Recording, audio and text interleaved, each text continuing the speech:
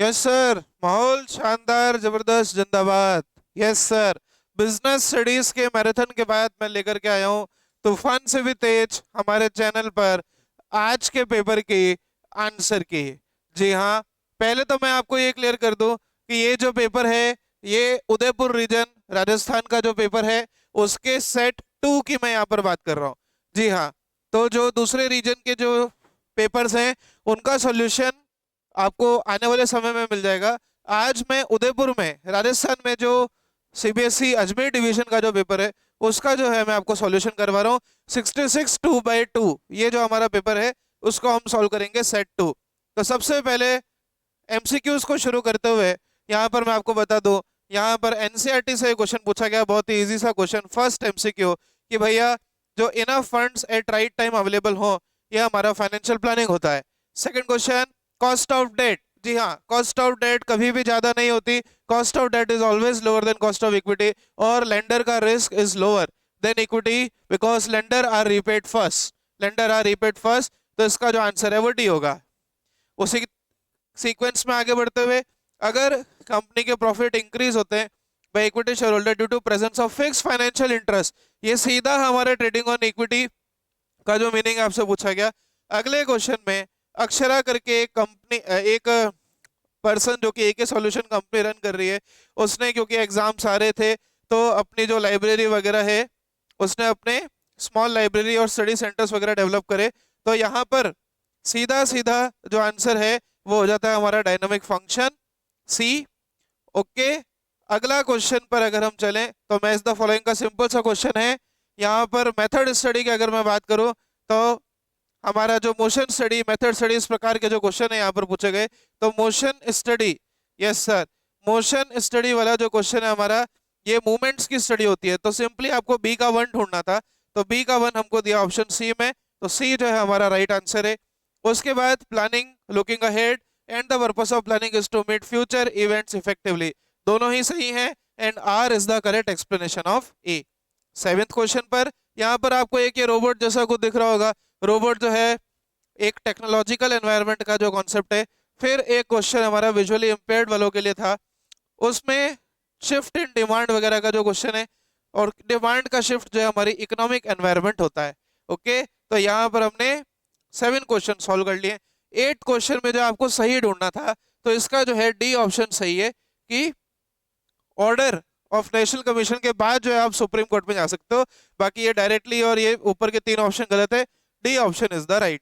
उसके बाद में 9th क्वेश्चन, जी हाँ स्टूडेंट्स बहुत ध्यान से सुने, जिस प्रकार से आज तक से भी तेज हमारा जो सॉल्यूशन है वीडियो यहाँ पर आपका आ चुका है यूट्यूब पर, इसी तरीके से हमारे इकोनॉमिक्स और अकाउंटेंसी के मैराथन भी इस चैनल पर आएंगे। तो please like, share and subscribe आप चैनल को जरूर करें। आगे बढ़ते हुए, process of organising allows a business environment to accommodate changes in the environment, ये again adaptation to change, answer is D. 10th question Nimish का जो एक क्वेश्चन है जिसमें वो लोग हमारे रूल्स की वजह से, जी हाँ रिजिड रूल्स की वजह से कम्युनिकेट नहीं कर पाए, तो आपको बैरियर बताना था। इसका बैरियर है हमारा ऑर्गेनाइजेशनल। ओके, 11th क्वेश्चन पर अगर मैं चलूं तो यहाँ पर एक प्रोडक्ट में फंक्शनल बेनिफिट्स, सोशल बेनिफिट्स, और एक प्रोडक्ट में आपकी जो नीड है वो सेटिस्फाई होनी चाहिए सर। यस, तो इसका आंसर है साइकोलॉजिकल, साइकोलॉजिकल बेनिफिट्स, तो C is the right answer. Then obligation of a subordinate to perform assigned duty, जी हाँ ऑब्लिगेशन वर्ड हमेशा रेस्पॉन्सिबिलिटी के साथ यूज होता है, so the answer is C again. And then Isha seeds का एक क्वेश्चन है जिसमें रॉ मटेरियल की प्राइस बढ़ने से वर्किंग कैपिटल रिक्वायरमेंट बढ़ गई, इन्फ्लेशन, सीधा सीधा इसका सही आंसर है। उसके बाद 14th क्वेश्चन की अगर मैं बात करूं तो अतुल, ये जो एक क्वेश्चन है ये पर्टिकुलर इस सेट में, इसके मुझे लगता है कि 2 सजेस्टेड आंसर होंगे।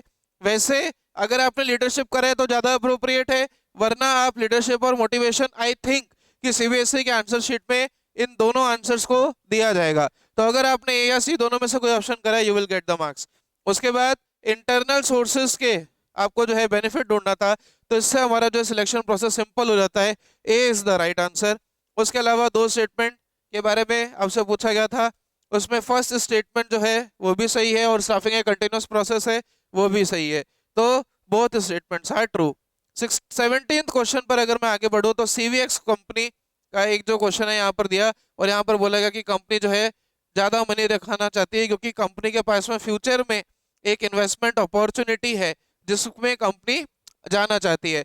तो इसका आंसर हमारा सीधा सीधा जो है ग्रोथ अपॉर्चुनिटी हो जाता है। 18th question, directing facilitates introduction of needed changes in the organisation, बिल्कुल सही बात है। And directing increases resistance of change, तो ये हमारा गलत है। तो A is true and R is false.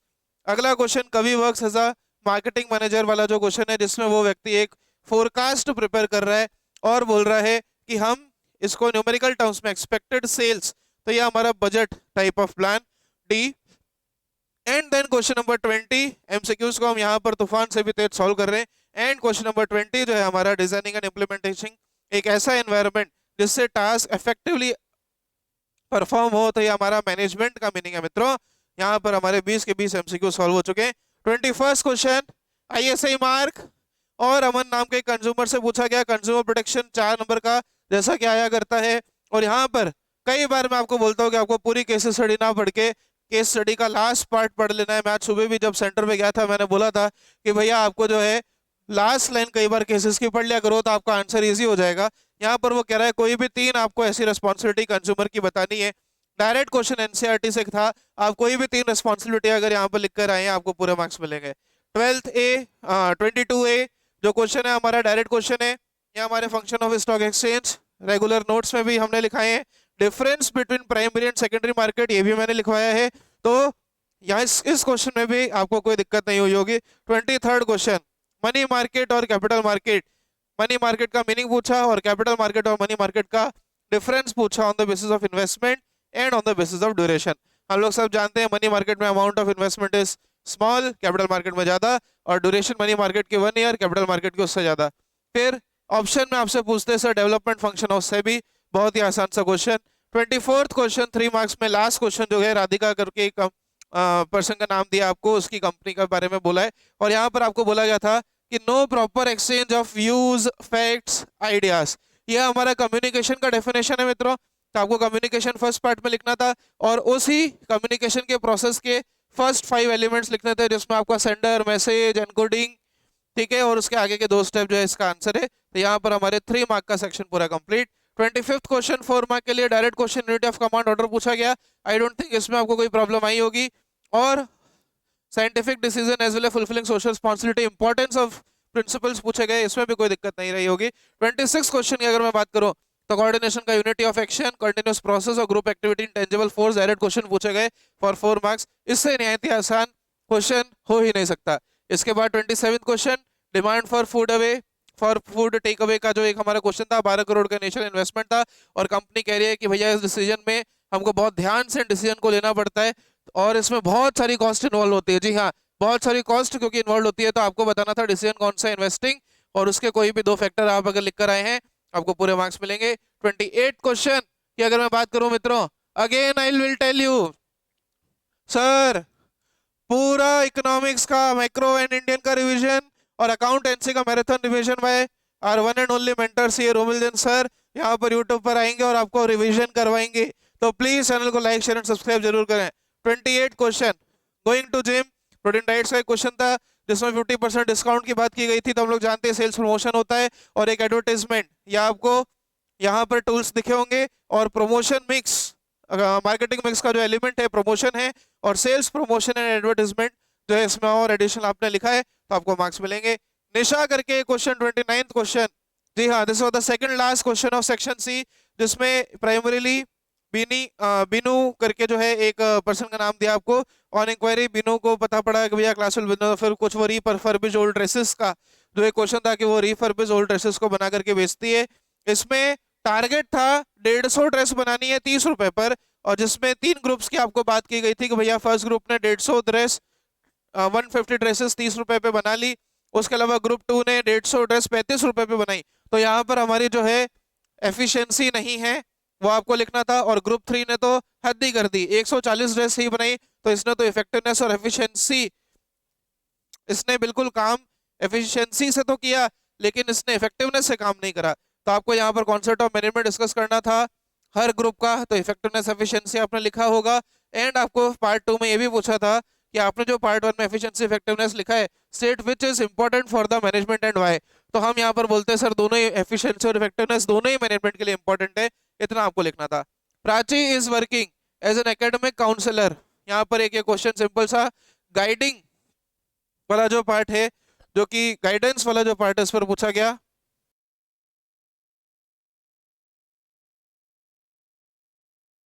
So question number 30, थोड़ा सा कोई टेक्निकल इशू हो गया था स्टूडेंट्स, तो आइए आगे बढ़ते हैं पेपर डिस्कशन में। क्वेश्चन नंबर 30 की अगर मैं बात करूँ तो यहाँ पर डायरेक्टिंग, गाइडिंग, ये सारे वर्ड, डायरेक्शन, यहाँ पर आपको बोर्ड जब खुद लिख करके दे रहा है डायरेक्शन, तो यहाँ पर जो है डायरेक्टिंग से जो ये क्वेश्चन जो है नहीं था। जी हाँ, आप अगर यहाँ पर देख रहे हैं डायरेक्शन वर्ड को, मैं आपको यही समझाना चाह रहा हूँ, कई बार आप वर्ड्स को देख करके जो है क्वेश्चन को पढ़ लेते हैं, तो ये क्वेश्चन हमारा डायरेक्टिंग चैप्टर से नहीं है, ये क्वेश्चन जो है हमारा प्लानिंग चैप्टर से है। जी हाँ, यहाँ पर आपको 2 पॉइंट इंपॉर्टेंस ऑफ प्लानिंग के लिखने थे, तो एक तो है सर प्लानिंग प्रोवाइड डायरेक्शन, एक planning helps in coordinating the activities of various departments.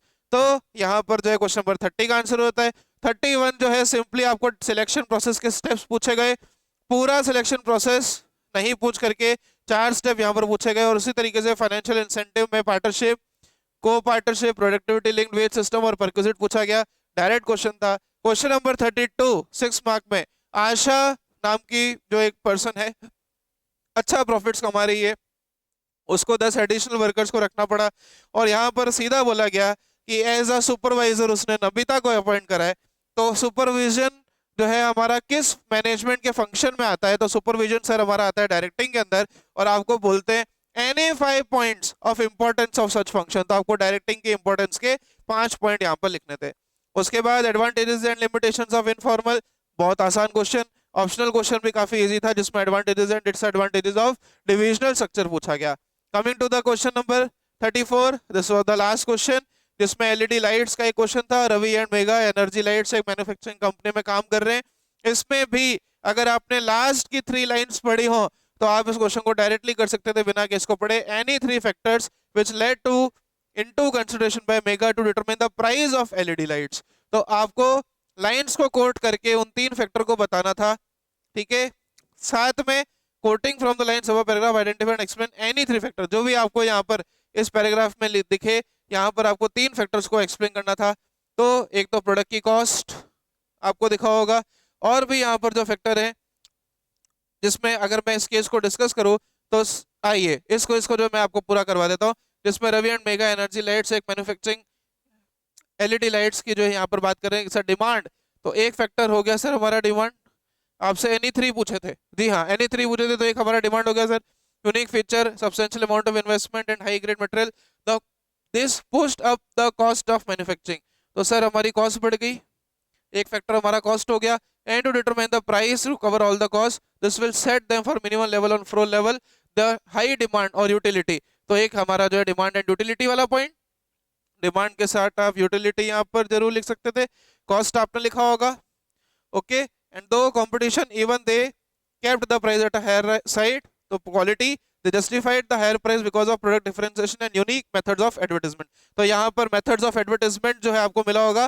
तो एक फैक्टर और जो यहाँ पर दिखा वो है मार्केटिंग मेथड यूज्ड, हमारी बिजनेस के अंदर ये सारे फैक्टर दे रखे हैं, मार्केटिंग मेथड यूज, तो ये 3 पॉइंट भी अगर आपने लिखे तो आपको यहाँ पर पूरे मार्क्स मिलेंगे। ओवरऑल अगर मैं इस पेपर को रेट करूं तो ये सीबीएसई के 5 स्टार रेट में से 3 स्टार पेपर है, एक मॉडरेट पेपर है, जिसमें कुछ क्वेश्चन काफी कॉन्सेप्चुअल भी हैं और कुछ क्वेश्चन जो है काफी इजी भी हैं।